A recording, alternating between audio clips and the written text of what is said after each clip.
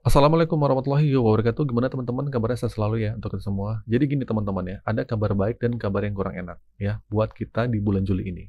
Kabar baik dulu ya, saya kasih tahu ya. Kabar baiknya adalah debt collector bakal dihapus.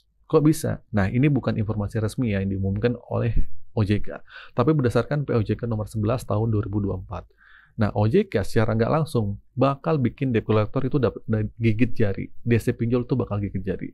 Penasaran kan? Pokoknya simak video ini sampai habis. Gue bakal jelasin secara logika biar lu semua paham ke depannya. Nah, ini urusan pinjol tuh nggak serem lagi sama DC pinjol. Asal POJK ini bener-beneran diterapkan dengan sungguh-sungguh sama pelaku usaha jasa keuangan. Nah, jadi gini teman-teman ya. Otoritas Jasa Keuangan atau OJK sudah menyampaikan kalau POJK nomor 11 tahun 2024 ini berlaku mulai Juli ini. Tepatnya tanggal 31 Juli nanti. Dan ini dia lah ya, POJK yang secara nggak langsung bakal bikin PHK massal buat para DC pinjol atau penagih utang. Setuju nggak lo? Kalau setuju, klik di kolom komentar setuju. Nah, sebelum kita lanjut, buat lo yang mampir ke channel ini, yuk support yuk, di subscribe channel ini. Gue yakin banget ya, di luar sana masih banyak saudara-saudara kita yang lagi berjuang ngelawan ketakutan, kekhawatiran pinjol, ya. Mungkin mereka lagi sibuk ke bank, gadai aset, atau pinjam duit sana sini buat nutupin utangnya. Dan mudah-mudahan dengan lu share video ini dan like video ini, YouTube ini bisa direkomendasikan video-video ke mereka ya lebih luas lagi dan menjangkau mereka yang sedang bingung untuk mencari solusi-solusi gagal bayar yang sedang terjerat sama pinjaman online.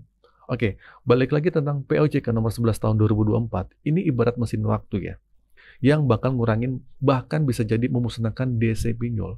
Kenapa sih begitu? Oke, sebelum gue lanjutin ya, gue bacain dulu nih poin-poin penting dalam POJK ya. Di sini ada peraturan OJK tentang perubahan. Kedua peraturan tersebut adalah nomor 18 POJK nomor 3 2007. Intinya soal pelaporan dan permintaan informasi debitur lewat SLIK itu ada. Nah, tujuannya apa? Buat memperluas cakupan informasi debitur yang dilaporkan ke SLIK. Jadi lembaga jasa keuangan punya data yang lebih lengkap buat analisis penyediaan dana atau manajemen risiko kredit. Di sini lu baru tahu ya fungsi POJK nomor 11 tahun 2024. Ini soal laporan dan permintaan informasi debitur lewat SLIK.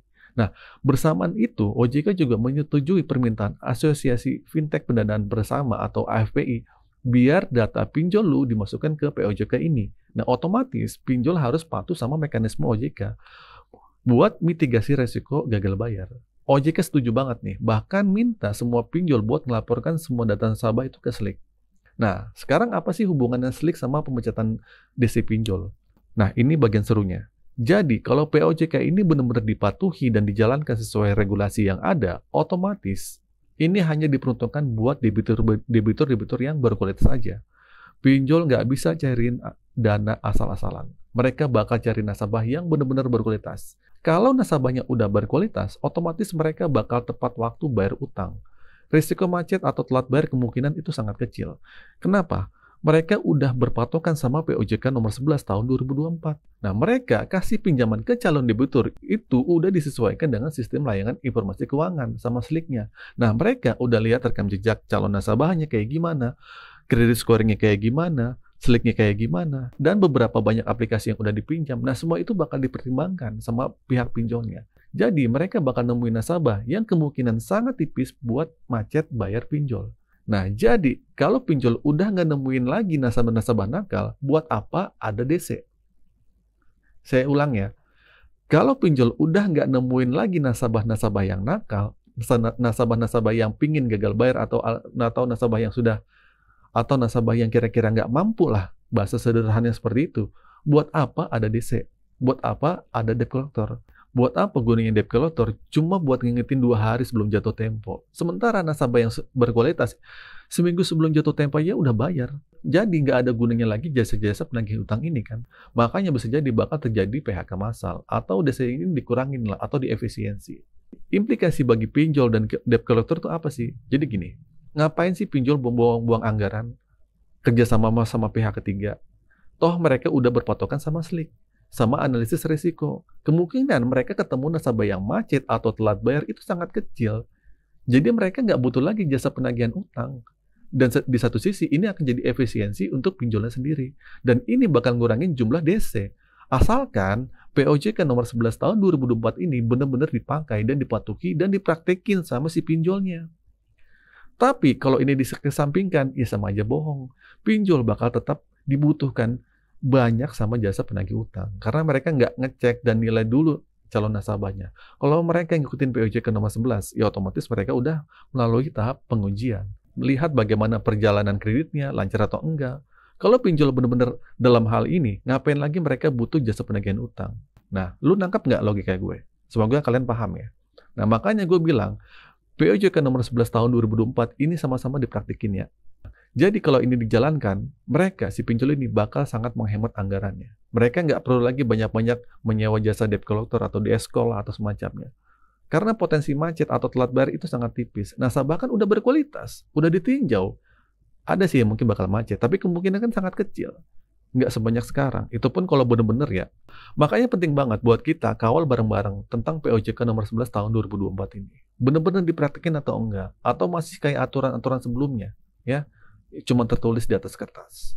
Nah, terlepas dari itu, terlepas dari dipatuhi atau enggak, terserah OJK nantinya. Biasanya sih nunggu momen viral dulu ya. Kalau ada momen viral, baru deh mereka berlindung.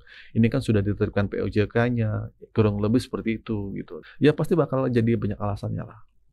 Jadi kita berharap ya semua POJK nomor 11 ini dipakai. Selain nanti pinjol bakal kesulitan nyari nasabah, pinjol juga bakal ngurangin jasa penagihan utangnya. Bahkan bakal terjadi PHK massal nantinya. Jadi logikanya, nasabah aja udah sulit dicari. Nah, begitu dapat nasabah yang baik-baik, yang hebat-hebat, yang sadar akan utang mereka, ngapain lagi mereka buang-buang anggaran buat gaji DC, gaji pihak ketiga. Tapi kalau nggak dipakai gimana? Ya sudah, tanggung resikonya. Angka kemacetan pinjol bakal terus meningkat karena kesalahan dari si pinjolnya lagi. Karena dia nggak nyari nasabah yang benar-benar. Kan udah ada aturannya, udah ada mekanismenya. Sebelum nyalurin dana ke nasabah itu gimana? Apa yang perlu diperhatiin, rekam jejaknya, perjalanan seperti apa, dan seterusnya. Kan itu sangat penting, harus diketahui dulu. Kalau rekam jejaknya udah bermasalah, ya jangan dikasih dana. Kalau itu udah dipinjemin ke 3 aplikasi, jangan ditambah lagi. Kan gampang, peraturan seperti itu. Jadi ya, kita lihat nanti aja, pinjol mana yang bakal mengundurkan diri lebih awal karena peraturan ini. Dan habis itu, pinjol mana yang nantinya bakal memecat puluhan, bahkan ratusan debt collector atau DC-DC mereka yang nggak ada gunanya lagi. Setuju nggak teman-teman? Kalau setuju, ketik setuju di kolom komentar. Oke, jadi kurang lebih seperti itu ya teman-teman ya. Semoga dampak ini serius ya, memang bakal dirasain nanti. Semoga ini benar-benar berjalan prakteknya. Oke, itu sih teman-teman video kali ini. Semoga video ini bermanfaat. Akhir kata dari saya, Assalamualaikum warahmatullahi wabarakatuh.